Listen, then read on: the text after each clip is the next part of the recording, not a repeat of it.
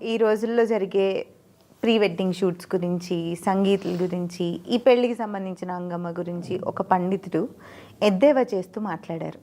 Correct అంటారా? ఇద్దరు side పేరెంట్స్కి ఇష్టమైనప్పుడు, ఇద్దరు పిల్లలకి ఇష్టమైనప్పుడు, as long as it's not harming the society, it's their life to do and to be the way they want. పెళ్ళిళ్ళు అనేవి ఇప్పుడు ఏంటంటే అది చాలామంది షో ఆఫ్ అనే అనుకొని, ఎలా అయినా అనుకొని, సమ్టైమ్స్ నాకు కూడా అలాగే అనిపించినా కూడా అది ఇండివిజువల్ ఒపీనియన్. వాళ్ళు ఎఫోర్డ్ చేసుకునేటప్పుడు, వాళ్ళు కావాలి అని అనుకున్నప్పుడు, రెండు ఫ్యామిలీస్ మర్జ్ అయ్యి ఇలా చేసుకుందాము అని అనుకునేటప్పుడు అండ్ మనల్ని దానిలో ఒక పార్ట్ చేసినప్పుడు, let us just enjoy and be part of the whole థింగే. కానీ అది ఆ రెండు ఫ్యామిలీస్కి సంబంధించింది. వాళ్ళు ఎఫోర్డ్ చేసుకునే ఫంక్షన్స్లో we are no one to comment.